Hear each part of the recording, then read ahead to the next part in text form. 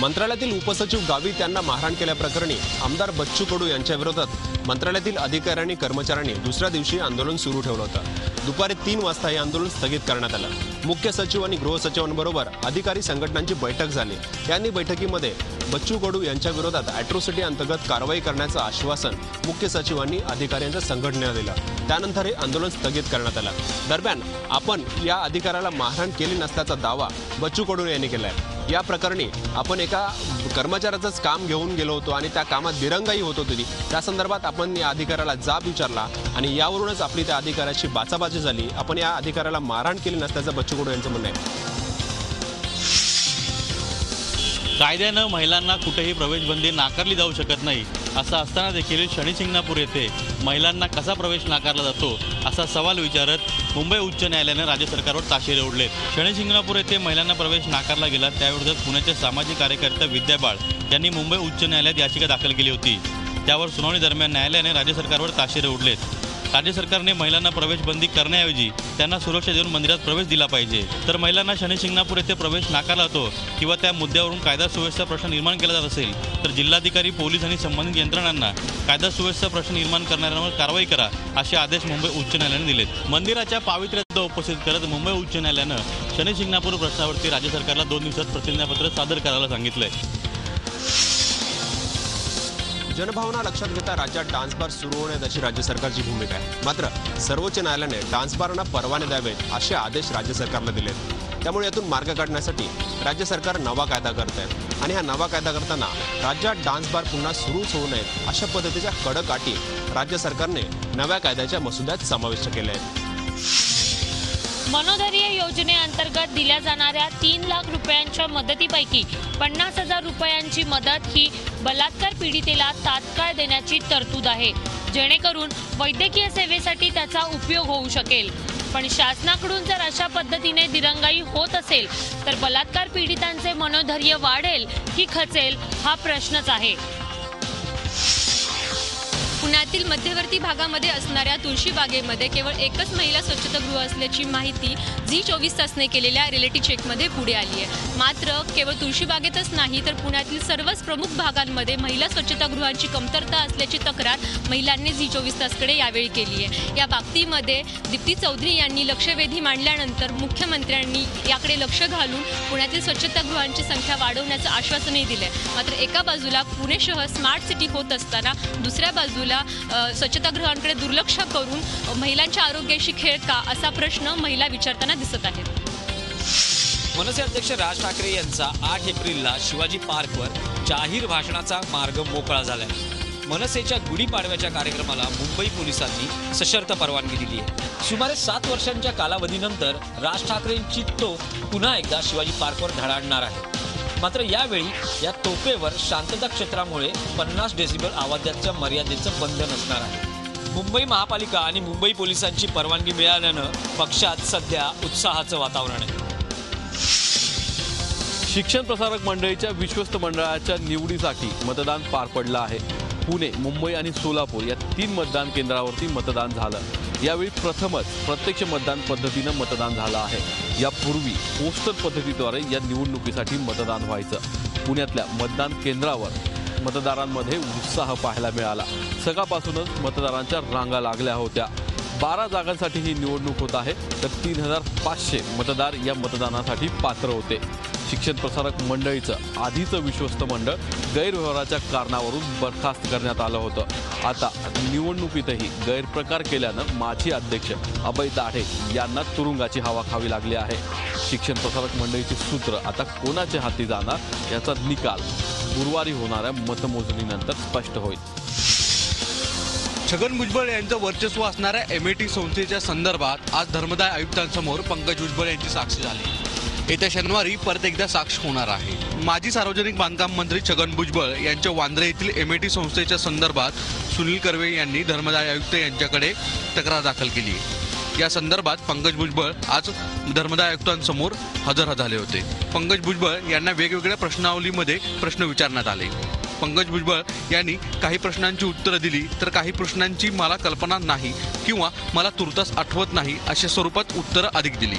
या केसच्या संदर्भात पंकज भुजबळ यांना परत एकदा शनिवारी बोलवण्यात आलेलं आहे। एमईटीच्या केसच्या संदर्भात आता पुढच्या काळामध्ये पंकज भुजबळ यांच्याप्रमाणे समीर भुजबळ यांची देखील चौकशी होण्याची शक्यता आहे। अर्थात या संदर्भात अंतिम निर्णय हा पुढच्या काही दिवसातच होईल।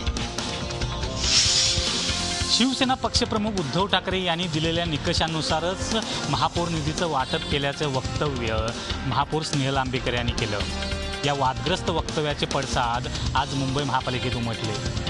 विरोधकांबरोबरच मित्रपक्ष भाजपनंही यावरून शिवसेनेला कोंडीत पकडण्याची संधी सोडली नाही। निधी वाटपात टक्केवारी घेतली जात असल्याचा आरोप करत विरोधकांनी महापौरांच्या कार्यालयाबाहेर आंदोलन केले। तसंच त्यांच्या कार्यालयाच्या दरवाजावर वृत्तपत्रातील कात्रणीही चिकटवली। काँग्रेसनं यावेळी महापौरांच्या राजीनाम्याची मागणी केली आणि वेळ पडल्यास त्यांच्या विरोधात अविश्वास ठराव आणणार असल्याचं सांगितलं। तसंच भाजपनेही सेनेवर निशाणा साधला। मुंबईचे महापौर पद हे सर्वोच्च पद असून त्या पदाचा मान राखला गेला पाहिजे। बाहेरील व्यक्तीने त्यांच्या कामात हस्तक्षेप करणे भाजपला मान्य नसल्याचं भाजप गटनेते मनोज कोटक यांनी सांगितले। दुसरीकडे महापौरांनी घातलेला हा घोळ निस्तारण्याची वेळ शिवसेनेच्या इतर नेत्यांवर आली। या संदर्भात त्यांनी महापौर अशा काही बोलल्याच नसल्याचा खुलासा केला। नाशिक महापालिकेच्या निवडणुकीच्या पार्श्वभूमीवर आता रणसंग्रामात सुरुवात झालेली आहे। अनेक पक्षांमधून अनेक नगरसेवक आपापली वर्णी हिलावून घेण्याचा प्रयत्न करत आहे। अनेक जण शिवसेनेकडे आणि भाजपमध्ये जाण्याचा प्रयत्न करत आहे, कारण की सरकार असल्यामुळे याचा फायदा महापालिका निवडणुकीत होईल आणि त्यांचीच सत्ता येईल असा होरा असल्यामुळं एकूणच सर्वच पक्षातून आयात आणि निर्यात ही दोन्हीकडे सुरू झाली आहे। उत्तराखंडमध्ये शक्ती परीक्षण करण्याच्या निर्णयाला हायकोर्टच्या 2 सदस्यीय बेंचनं स्थगिती दिलेली आहे। सर्वात महत्त्वाचं म्हणजे की उद्याच हे शक्ती प्रदर्शन करण्यात येणार होतं, मात्र याला आता 6 तारखेपर्यंत 6 एप्रिलपर्यंत स्थगिती देण्यात आलेली आहे। हायकोर्टच्या 2 सदस्यीय बेंचचं म्हणणं असं आहे की सरकारनं राष्ट्रपती शासन लावण्याची का घाई केलेली आहे आणि या प्रश्नावर सुद्धा केंद्र सरकारनं कोणतंही उत्तर दिलेलं नाही आहे। त्याचबरोबर आपलं ॲफिडेव्हिट सादर करण्यासाठी 6 तारखेपर्यंतचा कालावधी देण्यात आलेला आहे। मात्र 9 जे बंडखोर आमदार आहेत काँग्रेसचे, त्या आमदारांना मतदान प्रक्रियेमध्ये सहभागी झालं तरीसुद्धा त्यांचं मतदान ग्राह्य धरलं का जाणार नाही या संदर्भात संशयता निर्माण झाली होती। त्यामुळे कुठेतरी काँग्रेसचं सरकार पुन्हा एकदा प्रस्थापित होण्याचे संकेतसुद्धा मिळत होते। मात्र आता 2 सदस्यीय बेंचनं हे संपूर्ण या प्रकरणाला स्थगिती दिलेली आहे आणि 6 तारखेला सर्व विषयावर पुन्हा एकदा सुनावणी घेतली जाणार आहे। शेतकऱ्यांच्या विविध मागण्यांवर किसान सभेनं नाशिकच्या CBS चौकात ठिय्या मांडून महामुक्का मोर्चाचं आयोजन केलेलं आहे। सरकारकडून जोपर्यंत मागण्या मान्य होणार नाही तोपर्यंत आंदोलन सुरूच ठेवण्याचा इशारा किसान सभेनं दिलेला आहे। मात्र या आंदोलनामुळे नाशिककर वेठीस धरले जात आहेत। जे मार्ग जिल्हाधिकारी कार्यालय, जिल्हा न्यायालय या मार्गावर जातात तिथली वाहतूक पूर्णतः ठप्प करण्यात आलेली आहे। तर या सर्व आंदोलनाचा फटका शालेय विद्यार्थ्यांना देखील बसायला लागलेला आहे। आज काही शाळा बंद ठेवण्यात आल्या असून त्यांचे जे पेपर होते ते देखील पुढे ढकलण्यात आले आहे। नागपूर जिल्ह्यातला कामठी येथे एक भीषण अपघात झाला आहे। या रस्ते अपघातात चौघांचा मृत्यू झाला आहे। कामठी तालुक्यातल्या नेर येथील ही घटना असून मृतांमध्ये 2 महिला आणि 2 लहान बालकांचा समावेश आहे। ही घटना घडली तेव्हा वाहन चालक दारू पिऊन होता आणि रेतीने भरलेल्या ट्रकने त्यांनी या चौघांना चिरडले आहे। वाहन चालकाला कामठी पोलिसांनी अटक केली आहे। कल्याण डोंबिवलीमधील भीषण पाणी टंचाईची झळ जी आहे ती आता येथील उद्योगधंद्यांना सुद्धा बसायला लागलेली आहे। सध्या डोंबिवली MIDC विभाग, अंबरनाथ MIDC विभाग या विभागांना MIDC तर्फे पाणी पुरवठा देण्यात येतो। या भागांमध्ये सध्या 60% पाणी कपात सुरू आहे। आठवड्यातले 4 दिवस फक्त इथे पाणी पुरवठा होतो, मात्र हा पाणी पुरवठा तो आहे तो सुद्धा अत्यंत कमी दाबाने होतो। त्यामुळे इथले जे उद्योजक आहेत, इथले जे कारखाने आहेत, त्यांना ह्या पाणी टंचाईची झळ जी आहे ती बसायला लागलेली आहे। मागील सुमारे महिन्याभराचा विचार केला तर 40% जे उत्पादन आहे ते कमी झालेलं आहे। याचं मुख्य कारण जे आहे ते म्हणजे पाण्याची कमतरता। जालन्यातील 12वीच्या उत्तरपत्रिका फेरफार प्रकरणामध्ये पोलिसांनी औरंगाबाद बोर्डातील 6 लिपिकांना अटक केली आहे। बोर्डातील गोपनीय शाखेत कार्यरत असणारे हे 6 लिपिक ठराविक उत्तरपत्रिका ठराविक प्राध्यापकांकडे तपासणीसाठी पाठवत असल्याचं पोलीस तपासात उघडकीस आलंय। अर्थात या कामासाठी या लिपिकांना मोठा आर्थिक फायदाही होत होता। दरम्यान पोलिसांनी आतापर्यंत या प्रकरणामध्ये 15 आरोपींना अटक केली आहे। या 6 लिपिकांच्या अटकेमुळे मराठवाड्यातील शिक्षण क्षेत्रामध्ये मोठी खळबळ उडाली आहे। सुप्रीम कोर्टामधील सुनावणी दरम्यान विजय माल्या यांनी 4,000 कोटी रुपयांचं कर्ज आपण ताबडतोब बँकांना देऊ शकतो अशा प्रकारचं आश्वासन दिलेलं आहे। यावर आता 7 एप्रिल रोजी पुढची सुनावणी होणार आहे।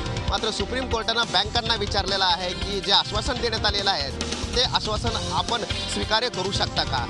बँकांना 7 दिवसाच्या आत सुप्रीम कोर्टाकडे आपलं उत्तर कळवायचं आहे। मात्र माल्याकडे 9,000 कोटी रुपयांचं कर्ज आहे आणि त्यापैकी केवळ 40% ते कर्ज आता आपल्याला देऊ शकत आहेत। त्यामुळे नंतरच्या पैशांचं काय हा सुद्धा प्रश्न निर्माण झालेला आहे। मात्र ताबडतोब आता बँकांना सुद्धा उत्तर द्यावं लागणार आहे आणि माल्या यांच्या शब्दावर किती विश्वास ठेवायचा हे सुद्धा आता बँकांना ठरवावं लागणार आहे। नेहमीच हटके काहीतरी करण्यासाठी प्रसिद्ध असलेल्या सातारच्या उदयनराजे भोसले यांनी आज मुंबईमध्ये बिग बी अमिताभ बच्चन यांची भेट घेतली। यावेळी बिग बींच्या जुहू इथल्या निवासस्थानी उदयनराजे यांनी बिग बींची ही भेट घेतलेली आहे आणि याच वेळी खास सातारहून आणलेली एक खास तलवार बिग बींना त्यांनी भेट म्हणून दिलेली आहे। सातारा महोत्सव आहे आणि या सातारा महोत्सवासाठी बिग बींनी आपली हजेरी लावावी यासाठीचं निमंत्रण उदयनराजे यांनी बिग बींना दिलेलं आहे। मात्र त्याचबरोबर बिग बी अमिताभ बच्चन यांची कारकीर्द बघता, त्यांचा फिटनेस बघता, त्यांचा संपूर्ण आत्तापर्यंतचा प्रवास बघता अमिताभ बच्चन यांना शिवसन्मान सोहळ्याने गौरविण्यात येणार असल्याचंही यावेळी उदयनराजे यांनी सांगितलेलं आहे। निवडणूक लढवताना प्रत्येक उमेदवाराला आपल्या घरात शौचालय असणे हे बंधनकारक आहे। मात्र अंबरनाथ तालुक्यातील आंबेशू ग्रुप ग्रामपंचायतीमधील 3 सदस्यांनी मात्र आपल्या निवडणूक अर्जासोबत सार्वजनिक शौचालयाचे दाखले जोडले होते। या संदर्भात गावातील जागरूक नागरिकांनी जिल्हाधिकाऱ्यांकडे या प्रकरणी दावा दाखल केला होता। यावर सुनावणी करताना उत्तम तामाणे, ऋतिका भालेराव आणि संतोष पवार या 3 सदस्यांचे सदस्यपद जिल्हाधिकाऱ्यांनी रद्द केले आहेत। या 3 सदस्यांनी घरामध्ये शौचालय नसताना सार्वजनिक शौचालयाचे दाखले जोडले होते। T20 वर्ल्ड कपच्या फायनलमध्ये इंग्लंड टीमनं धडक मारली आहे। फिरोजशाह कोटला मैदानावर पहिल्या सेमीफायनलमध्ये इंग्लंडनं न्यूझीलंडला पराभूत करत फायनलमध्ये प्रवेश केलाय। आता फायनलमध्ये इंग्लंडचा मुकाबला भारत विरुद्ध वेस्ट इंडिजमध्ये होणाऱ्या सेमीफायनलमधील विजेत्याशी होणार आहे। इंग्लंडनं आतापर्यंत एकदा T20 वर्ल्ड कपला गवसणी घातली आहे। यामुळे इंग्लंड टीम दुसऱ्यांदा T20 वर्ल्ड कपला गवसणी घालून इतिहास रचते का याकडे तमाम क्रिकेट फॅन्सचं लक्ष लागून राहिलंय। खरं तर इंग्लंड टीम ही क्रिकेटचे जनक आहेत, मात्र त्यांना पहिला वर्ल्ड कप जिंकायला कित्येक वर्षांची वाट पाहावी लागली। यामुळेच आता इंग्लंड टीम दुसऱ्यांदा वर्ल्ड कप जिंकून इतिहास घडवते का हेच पाहणं रंगतदार ठरणार आहे। राजकारण ढवळून निघणाऱ्या विधानसभेत फीवर सुरू झाला आहे क्रिकेट मॅचचा।